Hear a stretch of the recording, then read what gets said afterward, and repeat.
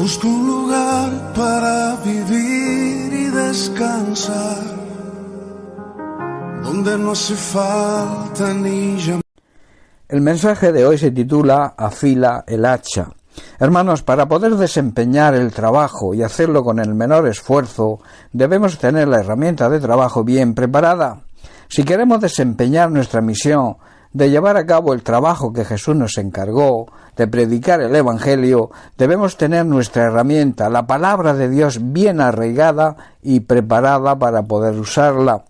En el libro de Eclesiastés, capítulo 10, versículos 9 al 11, Salomón escribe lo siguiente: el que saca piedras puede lastimarse con ellas, y el que raja leños puede lesionarse con ellos.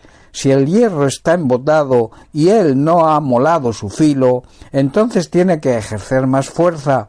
La sabiduría tiene la ventaja de impartir éxito. Si la serpiente muerde antes de ser encantada, no hay ganancia para el encantador. Debemos aprender de estas palabras porque tienen gran sabiduría.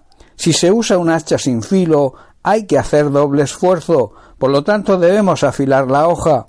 Ahí está el valor y el secreto de la sabiduría. La sabiduría divina te ayuda a tener éxito. Y luego también Salomón dice que si una serpiente te muerde antes de que la encantes, ¿de qué te sirve ser encantador de serpientes? ¿De qué sirve tener sabiduría, conocer la sabiduría divina y no aplicarla? ¿De qué sirve conocer lo que se ha de hacer y luego no hacerlo? El fracaso está asegurado. Nuestra peor debilidad es conocer bien, estar, digamos, fuertes en la palabra de Dios, pero no aplicarla. Hay que entender también que nuestro mayor error muchas veces es emplear nuestra sabiduría humana y no aplicar la sabiduría divina que se encuentra en la palabra de Dios.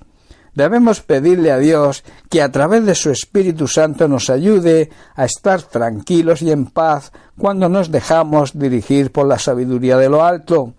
Que también estemos dispuestos a reconocer que nuestra manera de trabajar, nuestra manera de hacer las cosas, no se puede comparar con la manera de hacer las cosas de Dios. El Señor debe ser nuestro Maestro y así aprenderemos a hacer las cosas como Él las hace y como a Él le agradan. Los que creemos y servimos al Señor de verdad, sabemos que la sabiduría de Dios es más profunda y efectiva que cualquier sabiduría humana. Las personas que no creen y por tanto no pueden conocer a Dios, ni saben ni entienden esta verdad y se dejan llevar por su propia sabiduría que es terrenal y humana. En Marcos capítulo 10, versículos 14 al 15, vemos que los discípulos de Jesús impedían que los niños se acercaran a él para que no le molestaran, pero Jesús viéndolo les dijo, se indignó, dice la palabra de Dios, y les dijo, dejad a los niños, venid a mí, y no se lo impidáis, porque de los tales es el reino de Dios. Versículo 15, de cierto os digo, cuando Jesús emplea esta frase, es que algo importante va a decir. Dice que el que no reciba el reino de Dios como un niño, no entrará en él.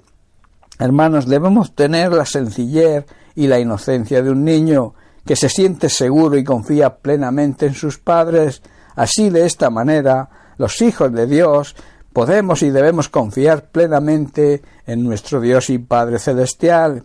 Para eso necesitamos afilar el hacha, para eso necesitamos tener la herramienta de la sabiduría preparada para saber cómo actuar en cada momento. Recuerda, y te dejo con esto, si el hacha se desafila y no se vuelve a afilar, habrá que golpear con más fuerza. Tendremos más inconvenientes si no conocemos la palabra de Dios, si no la conocemos bien, para afrontar cualquier situación, y nuestro esfuerzo siempre será mayor. Vale más hacer las cosas bien y con sabiduría, o sea, con la sabiduría que viene de lo alto, y en este caso debe ser la sabiduría de Dios, la sabiduría que se encuentra en su palabra.